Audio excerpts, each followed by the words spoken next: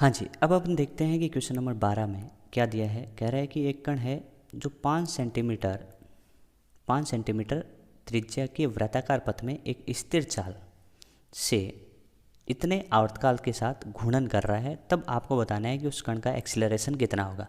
सबसे पहले देखें अपने को गिवन डेटा क्या है उसको बहुत अच्छे से लिख लेते हैं। रेडियस अपने को गिवन है तो r इक्वल्स टू अपन कह सकते हैं कि 5 सेंटीमीटर, तो इसको मीटर में कन्वर्ट कर लें तो 5 × 10⁻⁻2 मीटर होगा। उसके बाद देखें यहाँ पे बोला है कि स्थिर चाल, इसका भी अपने आप में एक मीनिंग है। स्थिर चाल का मीनिंग ये होता है कि उसका चाल क्या है, नियत है, और चाल नियत है तो अपन कह सकते हैं कि 80 यानी स्पर्श रेखीय एक्सीलरेशन का मान कितना होगा, 0 होगा।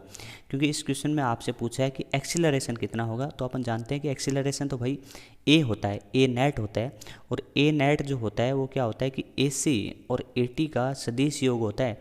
लेकिन इस केस में ये 0 होने की वजह से अपन कह सकते हैं कि ए नेट यानी टोटल जो एक्सीलरेशन होगा उसका मान केवल ए सी के बराबर होगा। तो इस वजह से अपन कह सकते हैं कि अपने को ए सी फाइंड करना है। तो ए सी फाइंड करने के लिए ए सी के फॉर्मूले आने चाहिए। तो ए सी के फॉर्मूले होते हैं v²/r, या अपन कह सकते हैं ω² × r। तो ये दो फॉर्मूले अपने होते हैं। अपनी डिमांड के हिसाब से इनमें से कौन सा यूज़ करना है, तो अपन कह सकते हैं कि v के बारे में यहाँ पे चीज़ें नहीं दी हैं, तो अपन ओमेगा वाला फॉर्मूला यूज़ कर लेते हैं। क्योंकि ओमेगा इक्वल्स टू जानते हैं 2π/t होते हैं, तो ए सी इक्वल्स टू अपन यूज़ करें ω² × r, तो ओमेगा की जगह रिप्लेस कर दो 2π/t का होल स्क्वायर × r।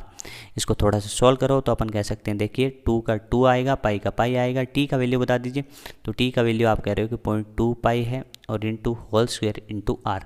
तुम समझदारी से यहाँ से कह सकते हो पाई से पाई मर गया, और यहाँ पे आ गया 10 का होल स्क्वायर, 10 का होल स्क्वायर हो गया 100, और r का वैल्यू आप कह सकते हो 5 × 10⁻⁻2 है। तो ये इससे कैंसिल आउट होता है, तो ये बराबर आ गया 5 मीटर पर सेकेंड स्क्वायर।